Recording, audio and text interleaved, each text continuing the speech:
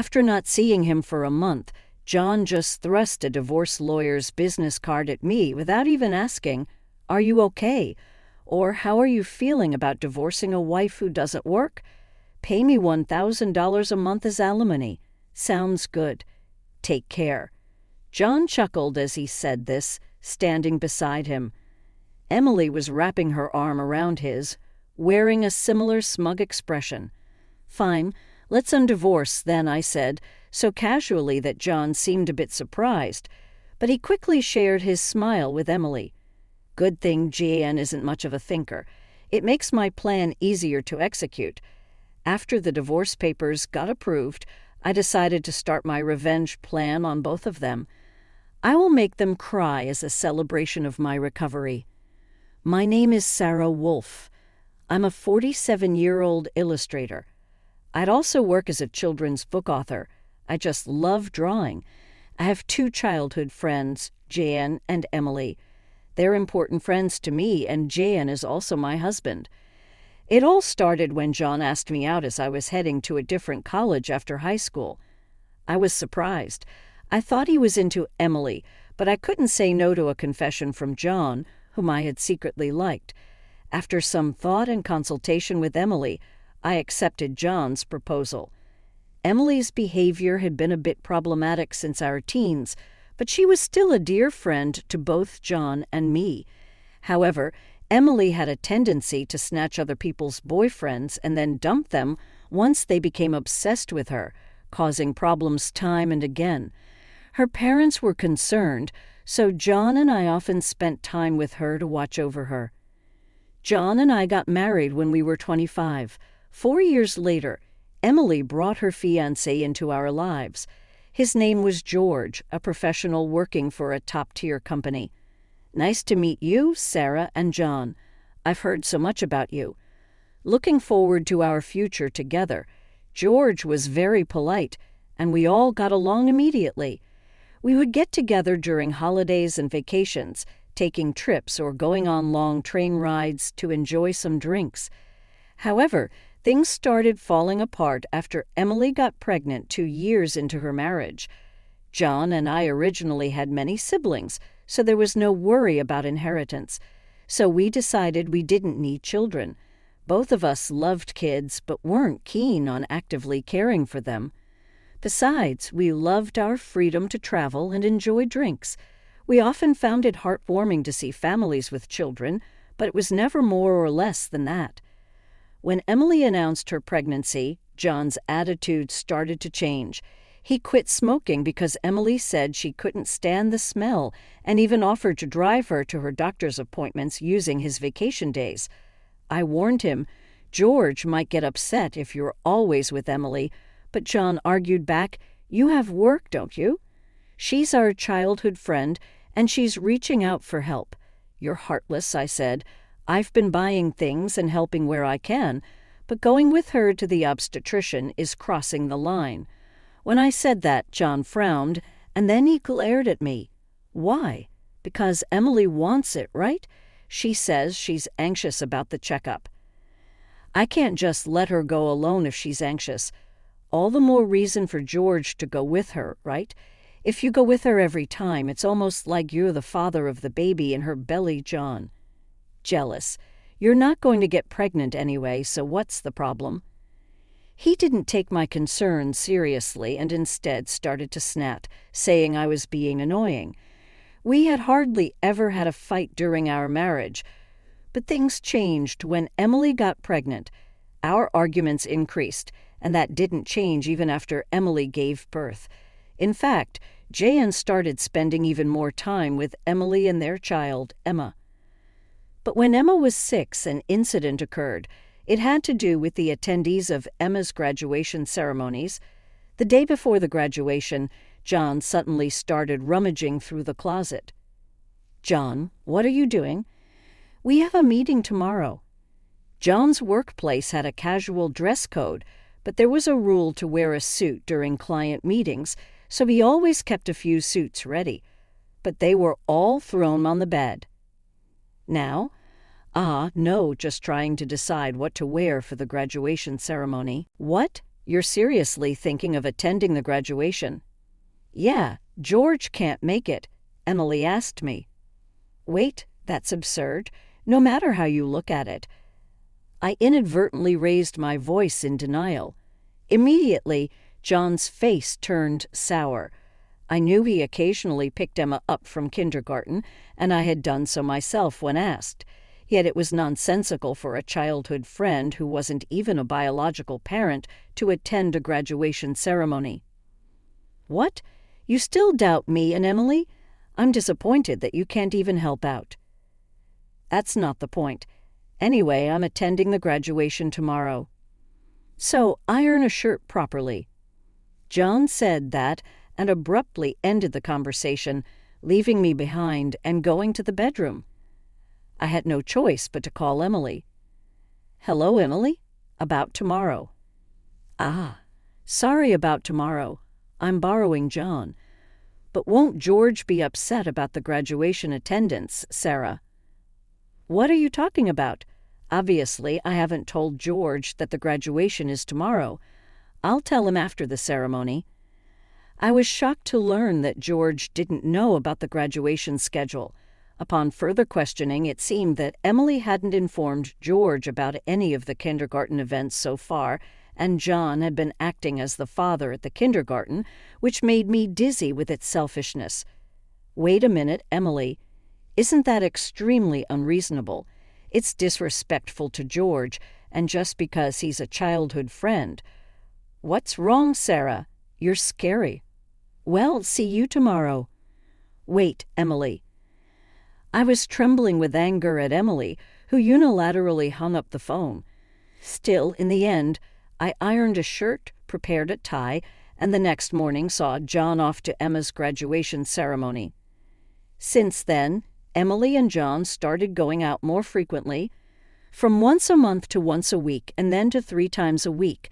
Eventually, even George seemed to have some suspicions, and one day, while John and Emily were out, he visited our house alone. I'm sorry for visiting you late at night. There's something that's been bothering me. Is it about the 2 of them?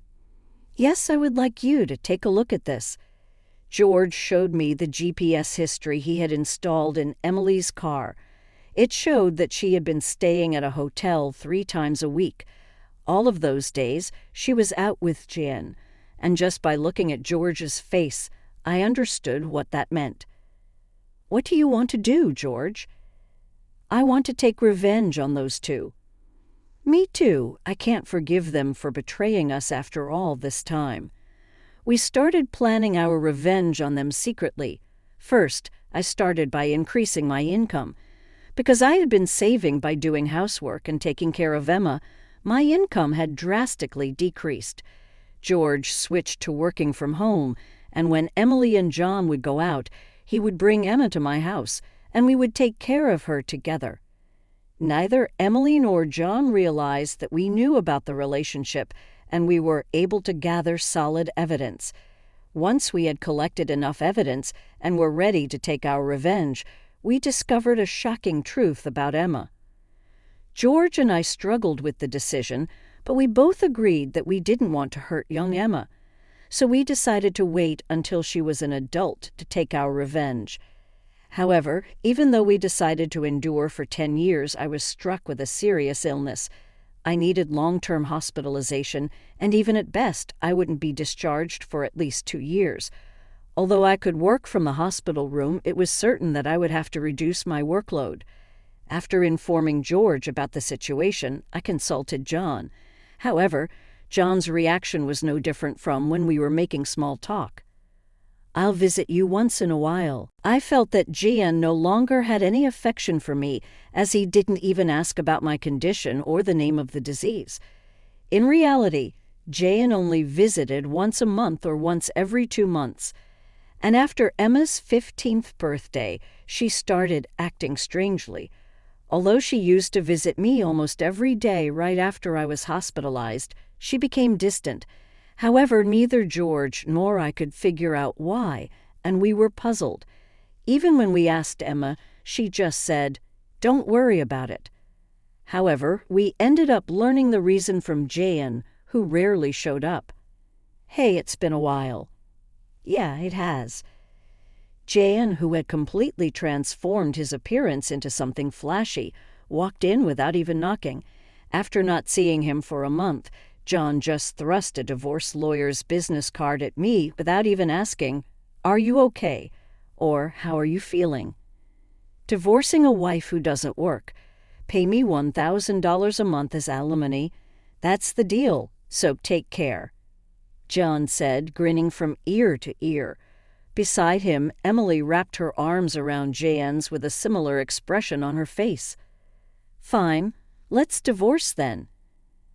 I casually agreed, which seemed to surprise Jan for a moment, but he quickly exchanged smiles with Emily. It was good that Jan wasn't the type to think too deeply. That's why my plan worked so well. After receiving a notification that the divorce was finalized from John, I decided to start my revenge plan against the two of them. I would make them cry as a celebration of my recovery.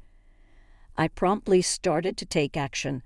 First, I contacted George to transfer hospitals. Then I informed my lawyer that they would be mediating between the two parties from now on. George also began to act at the same time. He moved near my new hospital with Emma, and he started to visit me frequently. Emma still had a gloomy expression, but I was happy that she came to see me every day. Most of my belongings were already in the hospital room, so I told John to dispose of the rest. I didn't want to bring anything that the two of them might have touched into my new life. Once the hospital transfer and George and Emma's move settled down, I received a call from John. I had only left my seat for a few minutes, but my smartphone already showed 30 missed calls. I answered the phone, feeling exasperated. "Hey, what the hell is going on?" I could hear the voice of a troubled real estate agent behind John's panicked voice. I also heard Emily yelling, which made me feel sick. "What do you mean, what's going on?" "It's obviously about the house. Why we have to move out." John shouted at me as if it wasn't his fault at all. I replied to him coolly, "Obviously, because that's my house." "Huh." Cheyenne seemed to have completely forgotten, but the truth was, the house we lived in was a room I rented as a workspace. When I started to make a living as a freelancer at that time, I didn't have enough income to maintain two houses, and John didn't have enough income to live alone. So he ended up moving into my place. Therefore, John had never paid the rent or utility bills for that room. Although I received some money from him for living expenses, it wasn't enough to maintain the place. Unfortunately, that room was already canceled. It was far from the hospital I transferred to, so I had processed the cancellation the day after submitting the divorce papers. I didn't inform him because the real estate agent who knew the situation said they would contact him. George and Emma suddenly disappeared, and our house was sold. What are we going to do about our new house? I don't know. Maybe stay in a business hotel for now. As I turned on the speaker and started working, John yelled in frustration, "Don't screw with me." However, he seemed to remember something and started speaking in a more soothing tone. "Well, whatever. When will you transfer the money? We're running low on cash." "What are you talking about?" "Huh? Don't mess around. I told you to pay $11,000, didn't I?" "Oh, I don't recall agreeing to that." My nonchalant response was met with incoherent screaming from John on the other end of the phone. Apparently, he thought he could get money from me and had been squandering it. Even if he had $11,000 left, how did he plan to get by for the rest of the month? "Hey, don't just stay silent. Say something." "There's really nothing to talk about." My retort left John momentarily dumbfounded, but he soon started yelling again, growing increasingly annoyed. I addressed Jan in as cheerful a tone as I could muster. "Anyway, we're basically strangers now, so please don't contact me anymore. You'll hear from my lawyer." "Huh? Lawyer? Hey, wait a minute." I hung up without listening to John's response. He tried calling back several times, but I ignored it, and eventually the calls stopped. However, angry that I didn't answer, John started ignoring calls from my lawyer. He certainly had a childish side, but I never imagined he'd be the kind of person who didn't mind causing trouble for others. I sighed deeply at John's selfishness. A few months later, after a temporary discharge from the hospital, I visited John's parents' house. In front of me were Jean and Emily, both looking small and trembling. "You tell him, my parents. Is that a low blow?" "Oh, I just reported that we got divorced." Jean glared at me in response to my answer, but he shrank back under his father's stern gaze. Actually, I had a great relationship with my in-laws, even visiting and dining with them when John wasn't around. Despite being so well-loved, I felt it was wrong not to share the details of our divorce, so I went to visit them. "Is it true that you're remarrying Emily?" "Yes, it's true. Emily, Emma, and I are going to start over as a family." "What are you talking about? Your only family is Sarah." "She's not my family anymore." John's words made his father frown with a look that seemed to say, "Give me a break." Jean shook his head a few times, then handed me a piece of paper. It was a bill from a nearby luxury hotel. "What's this?" "It's the bill from the hotel we stayed at." John, acting as if it was obvious, pointed at the bill on the table, then suddenly collapsed. "What the heck, Mom? I didn't raise you to be like this." My mother-in-law, gasping for breath, was met with a look of disbelief from John. Next to him, Emily wore the same expression. "Why are you so angry? It's just that the family is changing because I'm getting married. Plus, you'll have a grandchild, a blood-related one at that. Aren't you happy?" "You too didn't." My mother-in-law, looking as if she couldn't believe what she was seeing, glanced at, then turned her gaze to me. Both my in-laws understood that I didn't want children, and still they treated me as their own daughter. Of course, they treated Emily, my childhood friend, similarly, but there was always a boundary between a daughter-in-law and a friend. I remembered Emily often complaining about that, so I was certain my mother-in-law wouldn't be happy about this situation, and Emily should have known it too. "You do, huh? Emma, right? It'll be your grandchild, so you'll be happy, right? It's because she's a child I've known since she was little." "Oh, but half of her blood is from John, right?" Even after all this, Emily, showing no sign of remorse and acting as if she couldn't understand the problem, gave me goosebumps. At that moment, someone who had been silent until now spoke up. "Enough already. It's disgusting." Emma, who had been playing with her smartphone in the corner of the room, spoke to Emily without looking up. The room fell into a stunned silence. My dad is the only one I consider my father, whether we're related by blood or not. He's the only one. But you know Jan has always been the one to attend your school events. I heard everything from Dad, how he was always informed of the event dates after they were over, how eventually even the events themselves were kept from him. But Dad always said I was his daughter, so I am his daughter. And I will never be yours. Emma glared at Emily as she said this, then, sitting beside me, she switched to a more concerned tone. "You know, when I found out about this, I thought you would hate me, but Dad said that wasn't the case, so I came here today, Emma. I love you so much. You were so kind to visit me every day while I was in the hospital. I was really happy." "Sarah," Emma. Perhaps relieved of her anxiety, Emma teared up and hugged me tightly. It might indeed be a child resulting from an affair between John and Emily, yet it's a child I've taken care of for 15 years. There's no way I don't have affection for her. Speaking of which, Emily, weren't you curious why I wasn't surprised when I found out Emma is John's daughter? Ah. Emily looked startled. Before she could speak, a new person entered the room. We knew from the start, 10 years ago, actually. George suddenly appeared. Understandably so, as she had recently unilaterally demanded a divorce, citing irreconcilable differences. I was shocked when you mentioned divorce. Oh, and unfortunately, you're not divorced yet. The divorce papers are still here. Didn't you notice? What? It wasn't in Emily and John's nature to confirm things, but I couldn't help but be stunned that Emily, despite the 100-day waiting period for women to remarry, had noticed for months. So, Emily is still my wife, and Emma is still my daughter. Well, since there won't be a wife, though. Wait, what do you mean? A 15-year-old can choose their parent. That's not true.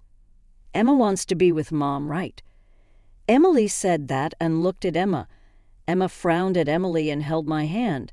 Emily was speechless at that and glared at me. Then John suddenly burst into laughter. So that's what it is. You two are together, huh? But too bad. Isn't it impossible to live on George's salary alone? Can you stop making weird assumptions? Also, it seems George earns double the amount you think, Emily. Knows about it, huh? It's probably a bluff anyway. Besides, it's impossible for you to work while dealing with your illness. You'll just die miserably somewhere. This time I laughed at John's huge misunderstanding. JN, seeing me slyly start laughing, was getting frustrated. You didn't know about my income, did you, huh? It's probably just a bit more than a part-time job. No, it's different. My annual income is $500,000. John's eyes and mouth were wide open in shock. Emily was also stunned. In fact, over the past 10 years, I have become a popular children's book author, and my income had skyrocketed from essays, interviews, and more. Moreover, a film adaptation is planned soon, so my income is skyrocketing. Liar. Oh, do you want to see this? I said that and showed Emily my bank account screen. It clearly showed a large amount of money being deposited every month. Emily was at a loss for words when she saw it. Sarah, let's all make up, huh? What are you saying? Emily was furious at John's words. Blinded by the money, I watched them blankly and then opened my mouth.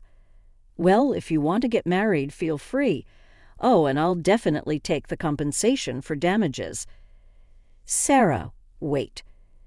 Ignoring John's words, I took Emma's hand, and after saying goodbye to my in-laws, I left their house. John originally worked at my father-in-law's company, but it was revealed that he was lying about going out for sales and he was fired. My father-in-law planned to forcibly put him on a friend's fishing boat and work him to the bone. Working on a fishing boat was tough for an indoor-loving John, and he contacted me several times, but each time I notified my father-in-law, and eventually the calls stopped. Emily lost custody to George and got divorced. She seemed uninterested in John, who couldn't afford luxuries and didn't seem to chase after him. She was disowned by her family and lived alone in a rundown apartment. She hadn't worked at all since getting married, and since she had always made others do things for her, she couldn't do anything herself, and there were hardly any places that would hire her as a full-time employee. Still, she had to pay for her living expenses and child support, so she worked multiple part-time jobs and barely made ends meet. After entering high school, Emma worked hard every day to study abroad and go to a prestigious university overseas. Being originally diligent, her dream is to translate my picture books and deliver them to children all over the world, which makes me happy. As for me, my picture books are selling well, and I am receiving more and more offers for animated adaptations and merchandise. My illness is also progressing well, and although I am still hospitalized, my doctor recently told me that I might be able to leave the hospital next year. And one more thing, George and Emma come to visit me every day. Actually, George recently confessed to me with remarriage in mind. I haven't given my answer yet, but I can't help but have feelings for him. He said he wants to live together when I leave the hospital. While thinking about what to answer, I work on my picture books every day, hoping for a happy future for us. I weave stories again today,